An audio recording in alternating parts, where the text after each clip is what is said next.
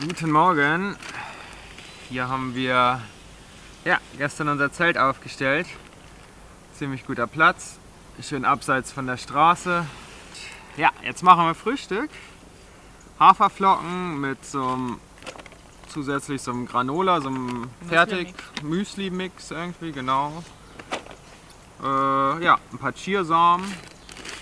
Das ist so das Standardfrühstück, was wir eigentlich immer so haben. Und die Leute fragen uns immer oft: Hey Olga Michel, das sieht immer so gut aus, was ihr da kocht und was ihr immer esst und dass ihr so gesund esst. Und deswegen wollen wir euch heute am Tag Nummer 5 in Kuba mal ein bisschen zeigen, was wir so den ganzen Tag über essen. Vielleicht auch noch mal jetzt außerhalb von Havanna in einen kleinen Supermarkt, in den Markt gucken oder so, was es halt so für Sachen hier gibt. Vielleicht noch mal irgendwie ein Restaurant mittags, mal gucken vielleicht. So, also was heißt Restaurant, so eine kleine Kantine mäßig oder so. Ja, das ist der Plan für heute. Und genau. Und es wird auch das Geheimnis gelüftet, warum wir uns gestern diese riesige Dose gekauft haben. Dazu dann aber in der Mittagspause mehr, denke ich. Jetzt habe ich da noch keine Lust drauf.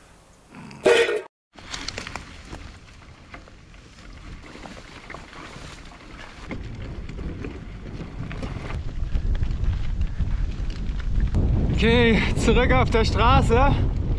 Und ja, gestern hörte dann irgendwann auf einmal noch der Asphalt auf. Sind jetzt echt auf einer ziemlich guten Schotterpiste hier unterwegs. Aber ich glaube, wir kommen gleich wieder in eine größere Stadt. Da wird es dann bestimmt wieder Asphalt geben. Mal gucken. Aber es ist halt auch so eine Sache, die man immer beachten muss. Man weiß halt nie, was kommt.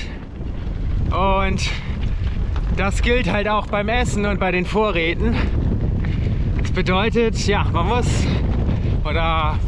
muss gar nichts, aber man kann halt dafür sorgen, dass man immer ein paar gute Vorräte dabei hat und ein bisschen gucken, wo man einkauft, was man einkauft. Man kann natürlich auch einfach einen großen Sack Reis kaufen und damit dann happy sein und einfach irgendwie Reis essen. Machen wir halt auch manchmal, natürlich. Wenn es halt insbesondere für längere Zeit irgendwie ein bisschen in die Wildnis geht oder sowas, dann essen wir manchmal auch tagelang einfach nur Reis mit Zwiebeln und Karotten oder sowas.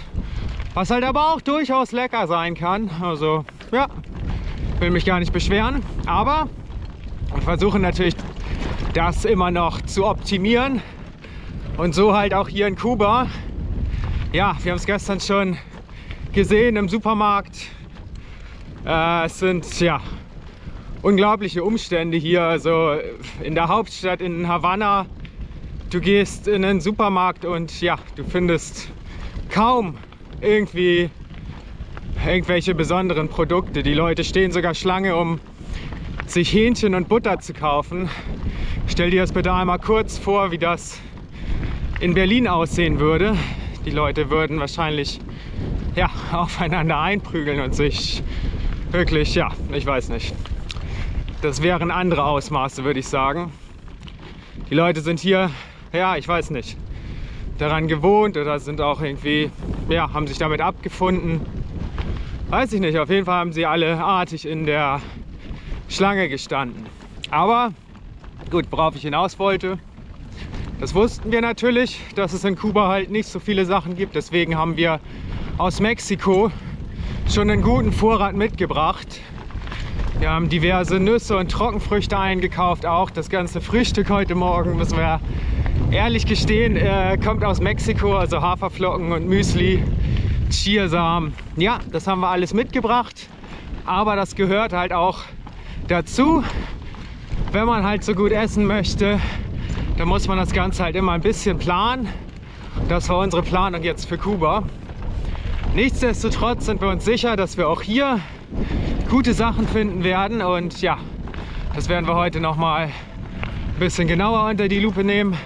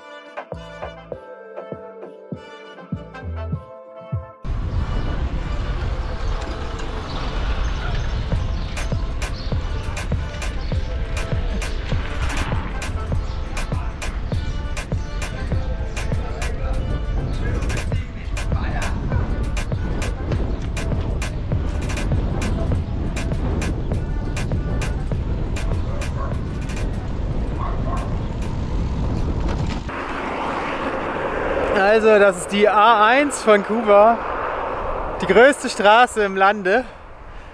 Tja, der Verkehr hält sich in Grenzen. Nichtsdestotrotz fahren wir nicht darauf. Wir fahren hier über diese Brücke, von da sind wir gekommen. In die Richtung geht es jetzt gleich weiter. Echt nichts los hier. Überhaupt nichts los. Überhaupt nichts los.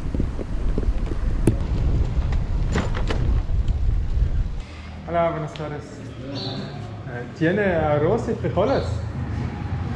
¿No? ¿Tienes arroz? Arroz sí. Ah, frijoles no. ¿Y tiene vegetales? Somos vegetarianos, no como carne y no como... Ensalada de tomate, papas, vidas, fritas. Perfecto, sí. ¿Con arroz? Con arroz. Dos platos.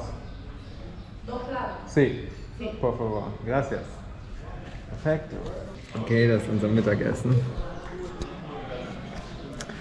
Reis, Tomatensalat, Chips quasi, also Papas Fritas und gekochte Kartoffeln.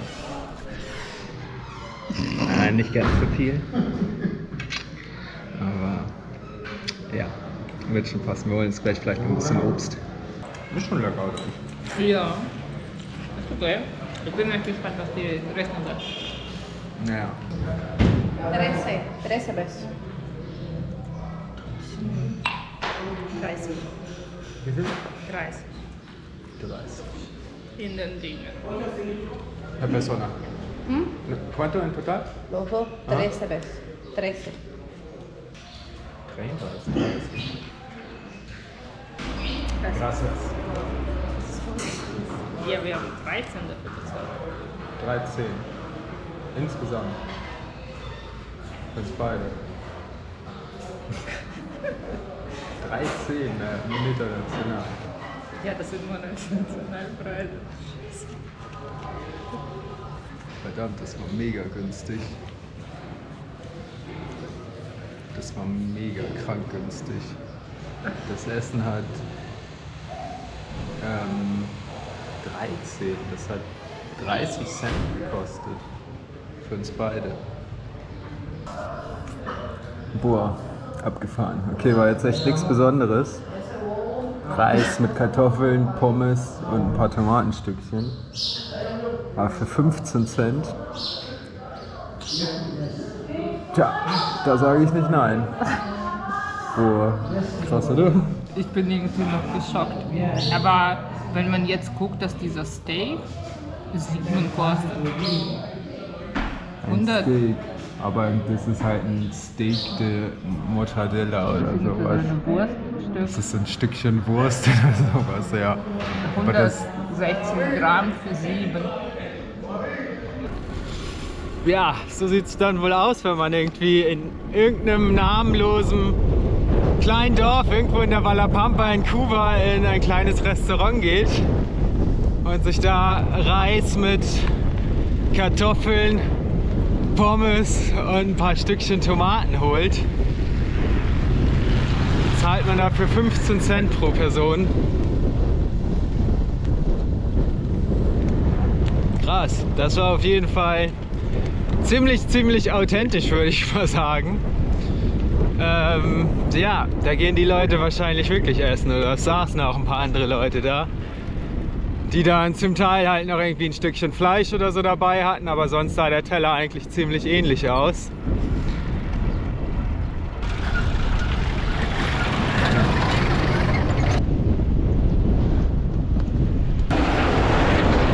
Hier wird jetzt gerade Zuckerrohr auf die Eisenbahnwaggons verladen. Ja, Zuckerrohr ist wahrscheinlich das Hauptprodukt, sage ich mal, irgendwie in Kuba. Überall gibt es Zuckerrohrfelder und natürlich kubanischer Rum. Weltbekannt, ja, wird natürlich aus Zuckerrohr hergestellt. Aber auch der Zucker geht, glaube ich, auch echt in die ganze Welt. Früher vor allem natürlich in die Sowjetunion und so weiter, in die DDR, Jugoslawien. Die hatten hier quasi ihre Zuckerplantagen auf Kuba. Der gesamte Zucker kam aus Kuba. Ja, viel Zucker. Zucker. Kuba jetzt ist es Dessert. Noch 2 letzten Brötchen beim Bäcker gegattet und gerade gefragt, wo man hier Obst und Gemüse in dem Dorf kaufen kann. Die Frau meinte, nee, kann man hier kein Obst und Gemüse kaufen. Mal gucken. Das heißt, was haben wir? Nudeln mit Tomatensauce oder? Wir haben Gemüse von gestern, das wir noch eingekauft haben. Ah ja. Grünzeug, Möhren, Knoblauch, Zwiebeln. Das werden wir schon was Gutes zaubern können. Jetzt kommen wir zu der Dose. Die haben wir uns gestern gekauft. Die war voll mit Bohnen. Die haben wir gestern leer gegessen. Das war lecker.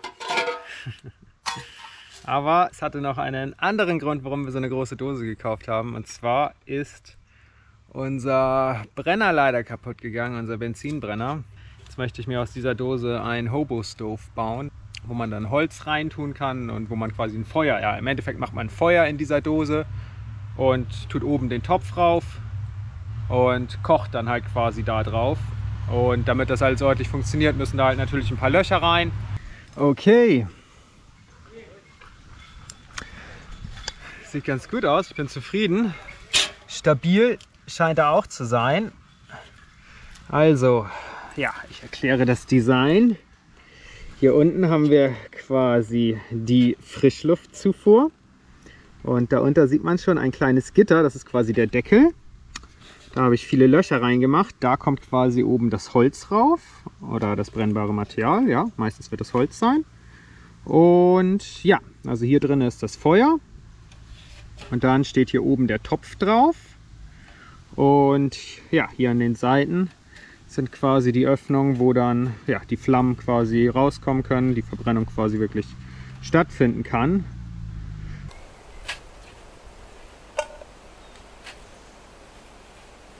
Wir probieren das erste Mal unseren neu gebauten Hobo-Stove aus. Was kochen wir heute eigentlich? Spaghetti mit Gemüse. Spaghetti mit Gemüse, genau, die Tomatensauce hatten wir noch gekauft. Gut, okay, also ich habe ein bisschen Stroh unten drin und so ein bisschen kleines Holz.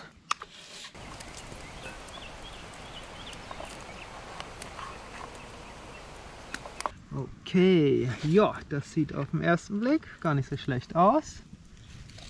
2 große Holzstückchen da reingetan. Hier habe ich quasi eine große Öffnung, wo man dann das Holz nachschieben kann. Topf, ja, ist nicht so hundertprozentig sauber drauf, sage ich mal. Also ein bisschen rutschig ist es. Aber wirklich nur, wenn man mehr dran zieht, also wenn man ihn nicht bewegt. Oder halt ja, wenn man da so ein bisschen dran rumwackelt, ist eigentlich kein Problem. Wenn da ein bisschen Wasser da noch reinkommt, müsste das eigentlich gut sein. Gut, als erstes jetzt erstmal Zwiebeln und Karotten anbraten.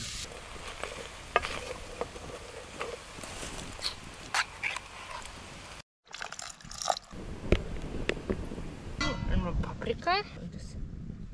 Wichtig bei dieser Küche ist halt, dass man immer wirklich so kreativ ist wie möglich und immer versucht halt mit dem, was man hat, irgendwie immer wieder neue Sachen auszuprobieren oder Sachen zu substituieren. Jetzt haben wir zum Beispiel Tomatensauce. Wenn man keine Tomatensauce hat, nimmt man halt eine Dose Bohnen. Wenn man keine Bohnen hat, nimmt man halt irgendwie ein Gewürz und macht daraus irgendwie halt eine Soße. Oder man nimmt irgendwelche Kräuter oder man nimmt Knoblauch oder man nimmt, was weiß ich, nur Salz oder man nimmt im Notfall irgendwie so eine Gemüsebrühe oder man nimmt Senf oder man nimmt Ketchup oder man nimmt eine Tomatensalsa oder man nimmt irgendwie eingelegtes Gemüse. Irgendwie sowas, um eine Basis zu machen, und dazu nimmt man dann einfach irgendein Gemüse. Wir haben jetzt zum Beispiel ja, gestern gekauft die Karotten und den Pak Choi und Tomaten. Olga schnippelt jetzt auch noch Knoblauch, der kommt da gleich auch noch rein.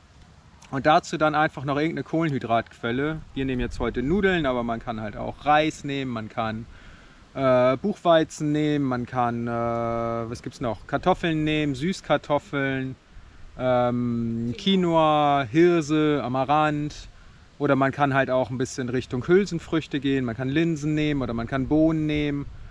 Alles Mögliche, und man kann halt alles immer durchwechseln, und dann hat man halt noch zusätzlich irgendwie Gewürze und Kräuter, die man dann da noch ranmachen kann. Man kann zum Beispiel auch mit unterschiedlichem Öl noch arbeiten, wenn man möchte. Wir benutzen halt nicht so viel Öl, aber das kann man halt auch noch hinterher rübergießen. Oder man kann hinterher auch noch irgendwie kleine Gemüse klein schneiden und das frisch schneiden. Und das streut man dann oben drüber noch, wenn das Essen fertig ist.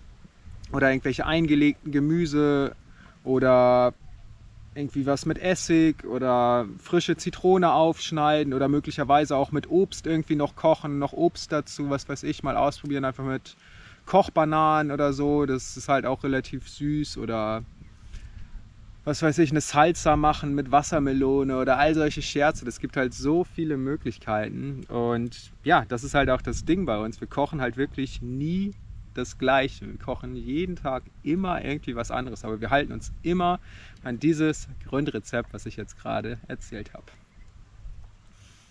Alles richtig, oder? Ja, oder in jedem Land entwickeln wir sozusagen vielleicht ein Rezept, was uns sozusagen gern gefällt, wenn wir irgendwann so eine Kombination finden aus den Sachen, die in einem Land man bekommt und die es so gut schmeckt, dann versuchen wir ab und an das irgendwie nachzukochen. Wird sowieso ein bisschen immer anders, weil man kriegt nicht die gleichen zum Beispiel Sachen, aber so eine Basis, zum Beispiel in Mexiko haben wir gern Kartoffeln, Reis, Chipotle und Tomatensauce und Bohnen und das war irgendwie, boah, das war auch so gut.